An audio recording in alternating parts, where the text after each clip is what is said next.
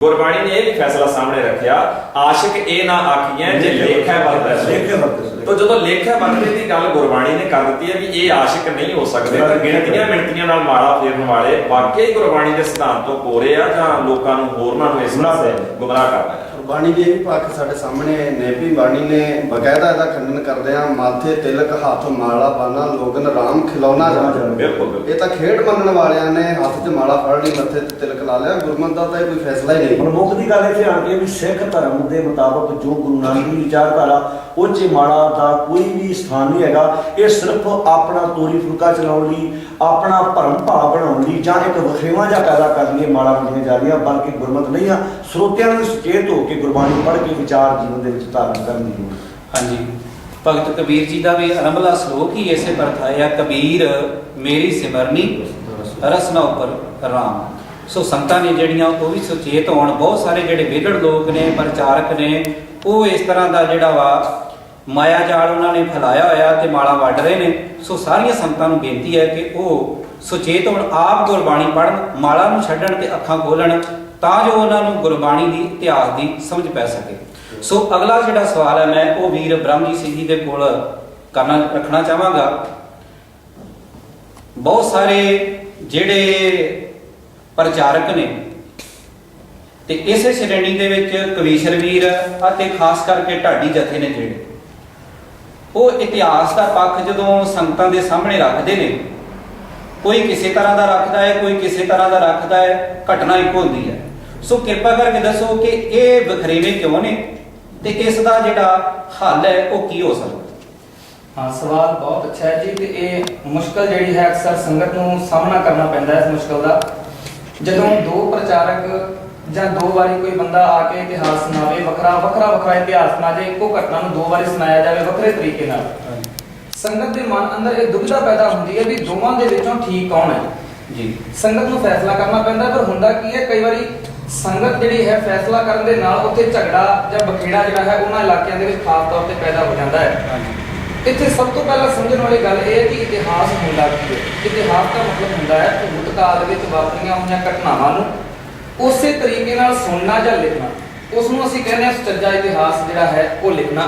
ਪਹਿਲਾਂ ਵਾਪਰ ਚੁੱਕੀਆਂ ਘਟਨਾਵਾਂ ਨੂੰ ਉਸੇ ਪ੍ਰਕਾਰ ਨਾਲ ਲਿਖਣਾ ਜਿਵੇਂ ਉਹ ਵਾਪਰੀਆਂ ਹੋਈਆਂ, ਉਹਦੇ ਅੰਦਰ ਆਪਣੀ ਕੋਈ ਐਡੀਸ਼ਨ ਨਹੀਂ ਕਰਨੀ। ਇਹ ਇਤਿਹਾਸਕਾਰੀ ਦਾ ਇੱਕ ਸਭ ਤੋਂ ਜ਼ਰੂਰੀ ਜਿਹੜਾ ਹੈ ਉਹ ਅਹਿਮ ਪੱਖ ਹੈ ਜੀ।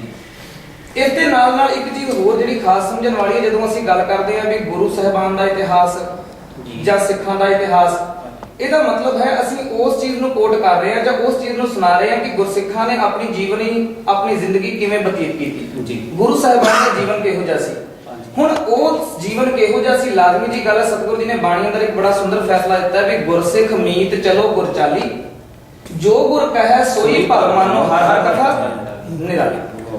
ਇਹਦਾ ਮਤਲਬ ਇਹ ਹੋਇਆ ਕਿ ਗੁਰਸਿੱਖਾਂ ਦਾ ਜੀਵਨ ਜਿਨ੍ਹਾਂ ਦੇ ਅਸੀਂ ਮਾਣ ਕਰਦੇ ਹਾਂ, ਜਿਨ੍ਹਾਂ ਦੀ ਅਸੀਂ ਉਦਾਹਰਨਾਂ ਦਿੰਦੇ ਹਾਂ, ਉਹ ਜੀਵਨ ਗੁਰਬਾਣੀ ਦੇ ਆਧਾਰਿਤ ਹੋਏਗਾ।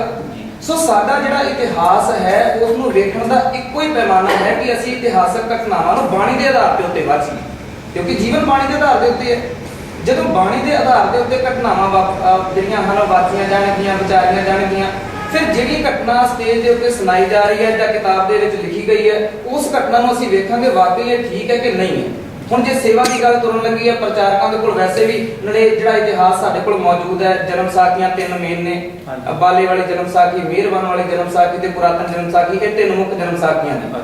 ਸਰੋਤ ਦੀ ਸੁਣੀ ਸੁਣਾਈ ਗੱਲ ਜਿਹੜੀ ਹੈ ਉਹ ਲਿਖੀ ਹੋਈ ਹੈ। ਇਸ ਤੋਂ ਇਲਾਵਾ ਇਤਿਹਾਸ ਦੀਆਂ ਪੁਸਤਕਾਂ ਜੋ ਸਮਕਾਲੀ ਨੇ, ਕੇਵਲ ਸੈਨਾਪਤੀ ਦੀ ਲਿਖੀ ਹੋਈ ਪੁਸਤਕ ਸਭ ਤੋਂ ਨਜ਼ਦੀਕ ਤੇ ਮਿਲਦੀ ਹੈ। ਇਹਨਾਂ ਤੋਂ ਪਹਿਲਾਂ ਜਿਹੜਾ ਭਾਈ ਗੁਰਦਾਸ ਜੀ ਦੀਆਂ ਵਾਰਾਂ, ਭਾਈ ਗੁਰਦਾਸ ਜੀ ਦੀਆਂ ਵਾਰਾਂ, ਉਹਦੇ ਅੰਦਰ ਸਿਰਫ ਗੁਰੂ ਨਾਨਕ ਸਾਹਿਬ ਦਾ ਸੰਖੇਪ ਜਿਹਾ ਇਤਿਹਾਸ ਜਾਂ ਫਿਰ ਥੋੜਾ 5 ਗੁਰੂ ਸਾਹਿਬਾਨਾਂ ਦਾ, 6ਵੇਂ ਗੁਰੂ ਸਾਹਿਬਾਨ ਦੀ ਇੱਕ ਪੌੜੀ ਜਿਹੜੀ ਹੈ ਉਹ ਤੁਹਾਨੂੰ ਦਰਜ ਕੀਤੀ ਮਿਲਦੀ ਹੈ।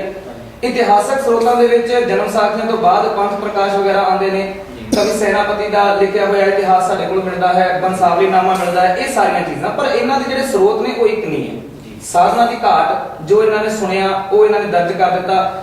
ਇਹਨਾਂ ਨੇ ਗੁਰਬਾਣੀ ਦੇ ਆਧਾਰ ਦੇ ਉੱਤੇ ਇਤਿਹਾਸ ਨੂੰ ਵਾਚਿਆ ਨਹੀਂ ਕਿ ਸਿੱਖਾਂ ਦੇ ਜੀਵਨ ਨੂੰ ਕਿਵੇਂ ਲਿਖਣਾ ਵਾ, ਗੁਰੂ ਸਾਹਿਬਾਨਾਂ ਦੇ ਜੀਵਨ ਨੂੰ ਕਿਵੇਂ ਪੇਸ਼ ਕਰਨਾ ਵਾ। ਸਤਿਗੁਰੂ ਜੀ ਦੀ ਬਾਣੀ, ਜਿਵੇਂ ਹੁਣੀ ਵੀਰ ਜੀ ਕਹਿ ਰਹੇ ਸੀਗੇ, ਸਤਿਗੁਰੂ ਮਹਾਰਾਜ ਪਾਤਸ਼ਾਹ ਨੇ ਬਾਣੀ ਅੰਦਰ ਮਾਲਾ ਦੀ ਇੰਨੀ ਖੰਡਨਾ ਕੀਤੀ, ਜੋਗੀਆਂ ਨੂੰ, ਡੋਟੇ ਫੜੇ ਹੋਏ ਜੋਗੀਆਂ ਨੂੰ ਇਹ ਗੱਲ ਵੀ ਆਖੀ ਕਿ ਗੱਜ ਸਾਢੇ ਤੈ ਧੋਤੀਆਂ ਤੇਰੇ ਪਾਇਣ ਤੱਕ ਗਲੀ ਜਿਨ੍ਹਾਂ ਜਪਮਾਲੀਆਂ ਲੁੱਟੇ ਹੱਥ ਨੇ ਬਾਗ। ਪਰ ਜਦੋਂ ਉਹੀ ਚੀਜ਼ਾਂ ਗੁਰੂ ਸਾਹਿਬਾਨ ਦੇ ਇਤਿਹਾਸ ਨਾਲ ਸੁਣਾਈਆਂ ਜਾਣਗੀਆਂ, ਫਿਰ ਫੋਟੋਆਂ ਵੀ ਉਹੋ ਜਿਹੀਆਂ ਬਣੀਆਂ, ਇਤਿਹਾਸ ਵੀ ਉਹੋ ਜਿਹਾ ਹੀ ਸਿਰਜਿਆ ਗਿਆ। ਗੁਰਬਾਣੀ ਦੇ ਆਧਾਰ ਦੇ ਉੱਤੇ ਇਹ ਵੇਖਿਆ ਨਹੀਂ ਗਿਆ। ਜੇ ਸੇਵਾ ਦੀ ਗੱਲ ਆਈ ਹੈ ਤੇ ਗੁਰੂ ਅਮਰਦਾਸ ਮਹਾਰਾਜ ਨੂੰ ਗਾਗਰ ਚਕਾ ਕੇ ਤੇ ਉਹਨਾਂ ਦੇ ਇੰਨਾ ਲੰਮਾ ਪੈਂਡਾ ਨੂੰ ਤੋਰਿਆ ਗਿਆ, ਰੋਜ਼ ਵੀ ਪਾਣੀ ਲੈਣ ਵਾਸਤੇ ਉਹ ਜਾਂਦੇ ਸੀਗੇ, ਲੈ ਕੇ ਵਾਪਸ ਆਉਂਦੇ ਸੀਗੇ। ਫਿਰ ਇੱਥੇ ਨੇ ਦੇਖੋ ਇਤਿਹਾਸ ਦੇ ਵਿੱਚ ਰਲਾ ਕਿਵੇਂ ਪਿਆ। ਇੱਕ ਨੇ ਘਟਨਾ ਸੁਣਾਈ ਕਿ ਮਹਾਰਾਜ ਨੂੰ ਵੱਡੀ ਸੇਵਾ ਵਾਲਾ ਦਿਖਾਣਾ, ਉਹਨੇ ਦੂਰ ਤੋਂ ਪਾਣੀ ਲੈਣ ਤੋਰਤਾ। ਕਿਸੇ ਹੋਰ ਇਤਿਹਾਸਕਾਰ ਨੇ ਅੱਗਿਓਂ ਇਹ ਸੁਣਾਉਣਾ ਸ਼ੁਰੂ ਕੀਤਾ ਜਾਂ ਸਾਖੀਕਾਰ ਨੇ ਆਪਣੀ ਪੇਸ਼ਕਾਰੀ ਵਾਸਤੇ ਵੀ ਦੇਖੋ ਸੇਵਾ ਕਿੰਨੀ ਤਕੜੀ ਸੀ, ਪੁੱਠੇ ਪੈਰੀ ਜਾਂਦੇ ਸੀ ਜੀ। ਪਹਿਲਾਂ ਪੁੱਠੇ ਪੈਰੇ ਵਾਲੀ ਗੱਲ ਨਹੀਂ ਸੀ ਸਾਡੇ ਕੋਲ ਆਉਂਦੀ, ਸਿਰਫ ਜਾਣ ਦੀ ਗੱਲ ਆਉਂਦੀ ਸੀ। ਫਿਰ ਪੁੱਠੇ ਪੈਰੀ ਜਾਣ ਦੀ ਗੱਲ ਆ ਗਈ। ਫਿਰ ਇਹ ਸੀਗਾ ਵੀ ਇੰਨੀ ਦੂਰ ਤੱਕ ਪੁੱਠੇ ਪੈਰੀ ਜਾਂਦੇ ਵੀ ਸੀਗੇ, ਪੁੱਠੇ ਪੈਰੀ ਆਉਂਦੇ ਵੀ ਸੀਗੇ ਤੇ ਸਤਿਗੁਰੂ ਮਹਾਰਾਜ ਵਾਲੇ ਪਾਸੋਂ ਬੇਮੁਖੀ ਨਾ ਹੋ ਜਾਏ। ਇਸੇ ਪ੍ਰਕਾਰ ਦੇ ਨਾਲ ਉਲਾਰ ਬਿਰਤੀ ਰੱਖ ਕੇ ਸੰਗਤ ਦੀਆਂ ਭਾਵਨਾਵਾਂ ਨੂੰ ਕੈਸ਼ ਕਰਨ ਵਾਸਤੇ ਇਤਿਹਾਸ ਨੂੰ ਆਪਣੇ ਤਰੀਕੇ ਨਾਲ ਸੁਣਾਇਆ ਗਿਆ। ਇਤਿਹਾਸ ਨੂੰ ਗੁਰਬਾਣੀ ਦੇ ਆਧਾਰ ਦੇ ਉੱਤੇ ਨਹੀਂ ਸੁਣਾਇਆ ਗਿਆ, ਜਿਸ ਦੇ ਆਧਾਰ ਦੇ ਉੱਤੇ ਜੀਵਨ ਬਤੀਤ ਕੀਤਾ ਗਿਆ ਸੀ। ਬਾਕੀ ਇਹਦੇ 'ਚ ਇੱਕ ਹੋਰ ਵੀ ਗੱਲ ਬੜੀ ਕਮਾਲ ਦੀ ਦੇਖਣ ਵਾਲੀ ਹੈ ਕਿ ਜੇ ਗੁਰਬਾਣੀ ਦੇ ਆਧਾਰ ਤੇ ਇਤਿਹਾਸ ਨੂੰ ਦੇਖਣ ਦੀ ਕੋਸ਼ਿਸ਼ ਕਰੀਏ ਤਾਂ ਗੁਰਬਾਣੀ ਦੇ ਆਧਾਰ ਤੇ ਇਤਿਹਾਸ ਨੂੰ ਦੇਖਿਆ ਉਹਦੇ 'ਚ ਇਨਕਲਾਬੀ ਮਾਤਰਾ ਹੈ ਜਿਹੜਾ ਇਸ ਵਕਤ ਗੁਰਬਾਣੀ ਦੇ ਬੇਸ ਤੋਂ ਹਟਾ ਕੇ, ਗੁਰਬਾਣੀ ਦੇ ਮੂਲ ਸਿਧਾਂਤਾਂ ਤੋਂ ਹਟਾ ਕੇ ਇਤਿਹਾਸ ਨੂੰ ਪੇਸ਼ ਕੀਤਾ ਜਾ ਰਿਹਾ। ਉਹ 'ਚ ਬਹੁਤਾ ਕਰਾਮਾਤੀ, ਬਹੁਤਾ ਅਵਤਾਰਵਾਦੀ ਜਿਹੜਾ ਹਿੰਦੂਵਾਦੀ ਸਿਸਟਮ ਹੈ ਉਹਦੇ ਮੁਤਾਬਕ ਗੁਰੂ ਸਾਹਿਬ ਨੂੰ ਪੇਸ਼ ਕੀਤਾ ਜਾ ਰਿਹਾ। ਇਸ ਸਾਡੇ ਮੌਜੂਦਾ ਪ੍ਰਚਲਿਤ ਪੇਸ਼ ਕੀਤੇ ਜਾ ਰਹੇ ਇਤਿਹਾਸ ਵਿੱਚ ਇਹ ਨਹੀਂ ਕਿ ਸਾਡੇ ਕੋਲ ਅਸਲੀ ਇਤਿਹਾਸ ਨਹੀਂ ਹੈ। ਅਸਲ 'ਚ ਜਿਹੜਾ ਪੇਸ਼ ਕੀਤਾ ਜਾ ਰਿਹਾ ਇਤਿਹਾਸ ਹੈ ਜਿਹੜਾ ਹਿੰਦੂਵਾਦੀ ਰੰਗਤ ਨਾਲ ਬਹੁਤਾ ਰੰਗਿਆ ਹੋਇਆ ਜਾਂ ਬਹੁਤਾ ਜ਼ਿਆਦਾ ਕਰਾਮਾਤੀ, ਇਹ 'ਚ ਇਨਕਲਾਬੀ ਤੱਤ ਨੇ। ਇਨਕਲਾਬੀ ਮਾਦੇ ਨੂੰ ਵਿੱਚੋਂ ਮਾਰ ਦਿੱਤਾ ਗਿਆ ਤੇ ਸਾਡੇ ਸਾਹਮਣੇ ਕੇਵਲ ਫੋਕਾ ਜਿਹਾ ਸਿਸਟਮ ਇੱਕ ਰੱਖ ਦਿੱਤਾ ਗਿਆ। ਔਰ ਜਿਵੇਂ ਵੀਰ ਕਹਿ ਰਿਹਾ ਕਿ ਇਹ ਗੱਲ ਬਿਲਕੁਲ ਠੀਕ ਆ, ਗੁਰਬਾਣੀ, ਇਤਿਹਾਸ ਤੇ ਸਾਡਾ ਸਮਾਜ, ਤਿੰਨ ਚੀਜ਼ਾਂ ਸਾਡੇ ਕੋਲ ਹੈ। ਤਿੰਨੇ ਹੀ ਇੱਕ ਲਾਈਨ 'ਚ ਨਹੀਂ ਖੜਦੀਆਂ। ਗੁਰਬਾਣੀ ਕੁਝ ਕਹਿੰਦੀ ਹੈ, ਇਤਿਹਾਸ ਕੁਝ ਕਹਿੰਦਾ ਤੇ ਸਾਡਾ ਆਪਣਾ ਸਮਾਜ ਕੁਝ ਕਹਿੰਦਾ। ਜੇ ਤਿੰਨਾਂ ਨੂੰ ਇੱਕ ਸੂਤਰ ਵਿੱਚ ਕਰਨਾ ਹੋਵੇ ਤਾਂ ਸਾਨੂੰ ਇਸ ਗੱਲ ਨੂੰ ਮੰਨਣਾ ਪਏਗਾ ਗੁਰਬਾਣੀ ਸ਼੍ਰੋਮਣੀ ਹੈ, ਪ੍ਰਮੁੱਖ ਹੈ।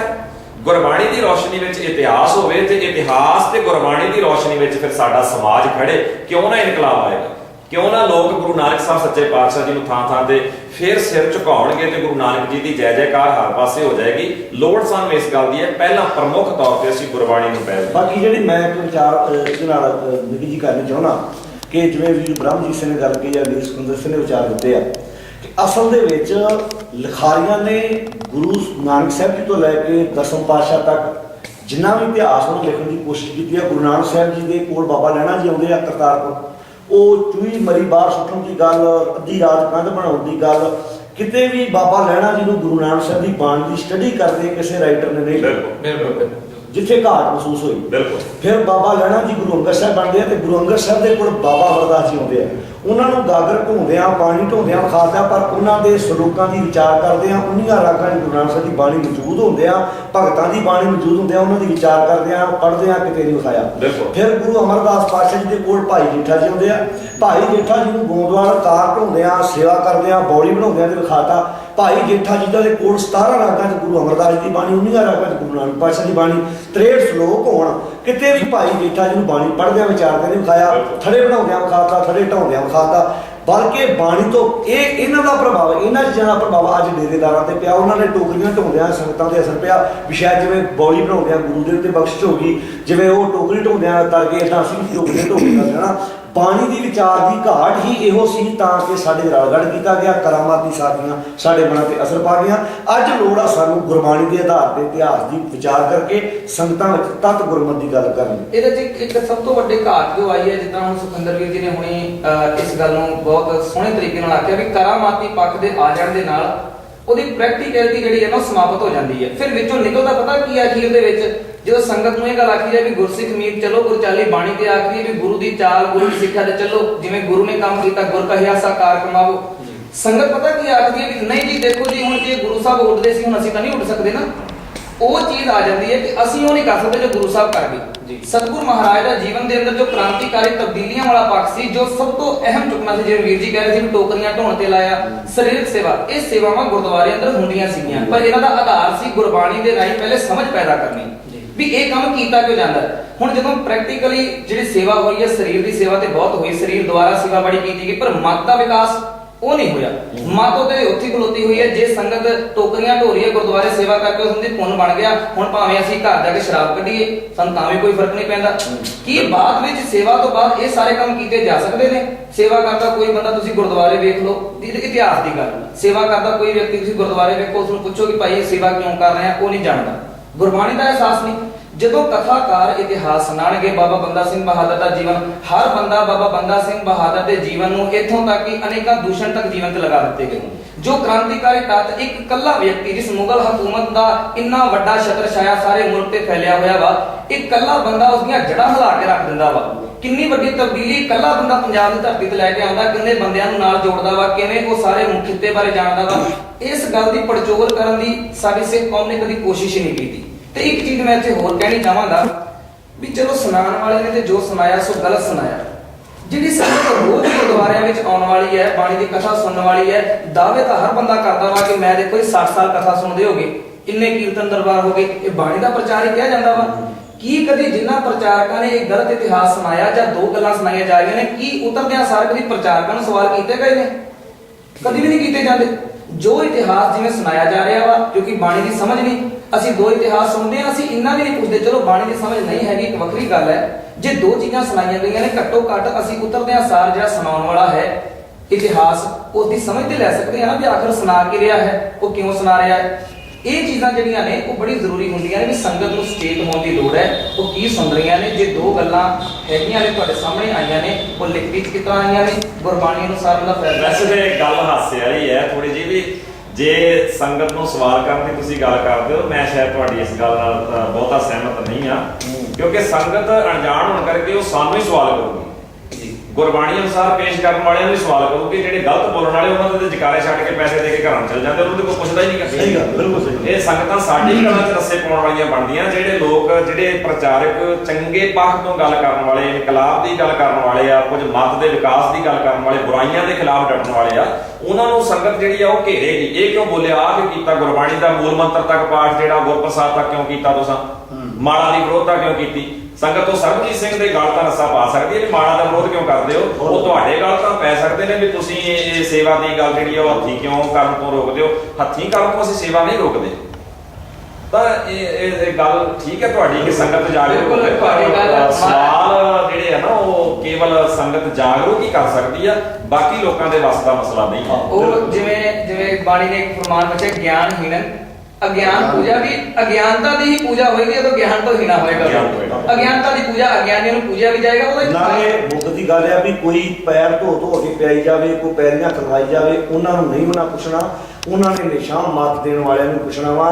ਤੁਹਾਡੇ ਜਦੋਂ ਤੁਸੀਂ ਵਿਖਿਆਨ ਕਰਨਾ ਵਾ ਤਤ ਗੁਰਮਤਿ ਦੀ ਗੱਲ ਜਦੋਂ ਸੰਗਤ ਸਾਹਮਣੇ ਜਾਊਗੀ, ਉਦੋਂ ਸਰੋਤੇ ਨੇ ਕੀ ਕਰਨਾ ਕਿ ਉਹਦੇ ਦਿਮਾਗ ਵਿੱਚ ਬੜੀ ਦੇਰ ਦਾ ਉਹ ਕੂੜ ਕਬਾੜ ਪ੍ਰਚਾਰਕਾਂ ਕੋਲੋਂ, ਰਾਜੀਆਂ ਢਾਡੀਆਂ ਕੋਲੋਂ ਸੁਣ ਕੇ ਭਰਿਆ ਹੋਇਆ, ਉਹਦੇ ਕੋਲ ਕਸਵੱਟੀ ਕੂੜ ਵਾ। ਉਹ ਕੂੜ ਤੇ ਸੱਚ ਨੂੰ ਪਰਖ ਰਿਹਾ। ਹੁਣ ਜਿਸ ਬੰਦੇ ਉਹ ਕਸਵੱਟੀ ਗਲਤ ਹੋਵੇ ਤਾਂ ਉਹ ਤਾਂ ਤੁਹਾਨੂੰ ਗਲਤ ਕਹੂਗਾ ਨਾ, ਉਹ ਸਵਾਲ ਨਹੀਂ ਕਰ ਰਿਹਾ। ਉਹ ਐਸੇ ਵੀ ਕਈ ਵਾਰੀ ਪ੍ਰਚਾਰ ਕਰਾਉਂਦੇ, ਲੜਨ ਆਉਂਦੇ ਆ, ਕਿਉਂਕਿ ਅਸਲ 'ਚ ਉਹ ਆਪਣੇ ਬਾਬੇ ਦੀ ਕਸਵੱਟੀ ਦੇ ਉੱਤੇ ਗੁਰਮਤਿ ਨੂੰ ਪਰਖਣਾ ਚਾਹੁੰਦੇ। ਜਦੋਂ ਗੁਰਮਤਿ ਸਾਡੇ ਕੋਲ ਗੁਰਬਾਣੀ ਹੋਊਗੀ ਫਿਰ ਪਰਖਾਂਗੇ, ਫਿਰ ਸੰਗਤ ਆਪਣੇ ਆਪ ਜਾਗਰੂਕ ਹੋਊਗੀ। ਸੋ ਇਹ ਜਿਹੜਾ ਇਤਿਹਾਸ ਆ, ਜਿਵੇਂ ਵੀਰ ਜੀ ਹੋਣਾ ਨੇ ਪਹਿਲਾਂ ਵਿਚਾਰ ਰੱਖੀ ਆ, ਇਤਿਹਾਸ ਦਾ ਮਤਲਬ ਇਹ ਹੈ ਕਿ ਪਹਿਲਾਂ ਜਿਹੜੀ ਹੋ ਚੁੱਕੀ, ਵਾਪਰ ਚੁੱਕੀ ਘਟਨਾ ਉਹ ਕਦੋਂ ਵਾਪਰੀ ਸੀ, ਉਹ ਦਿਨ ਜਾਂ ਸਨ ਜਾਂ ਟਾਈਮ ਤੇ ਕਿਸ ਜਗ੍ਹਾ ਤੇ ਸੀ, ਤੇ ਫਿਰ ਉਸ ਦਾ ਪ੍ਰਭਾਵ ਕੀ ਪਿਆ, ਇਹ ਹੁੰਦਾ ਇਤਿਹਾਸ। ਤੇ ਜਿਹੜਾ ਮਿਥਿਹਾਸ ਹੁੰਦਾ ਹੈ, ਮਿਥ ਲਓ ਕਿ ਫਲਾਣਾ ਜਿਹੜਾ ਅਵਤਾਰ ਹੈ ਉਹ ਇੰਨੀ ਈਸਵੀ ਦੇ ਵਿੱਚ ਜੰਮਿਆ ਸੀ ਜਾਂ ਇਹ ਸਦੀ ਦੇ ਵਿੱਚ ਪੈਦਾ ਹੋਇਆ ਸੀ, ਇਹ ਮਿਥਿਹਾਸ ਹੁੰਦਾ ਹੈ। ਸੋ ਇਹ ਜਿਹੜਾ ਸਵਾਲ ਹੈ, ਇਸ ਤੋਂ ਅਗਲਾ ਸਵਾਲ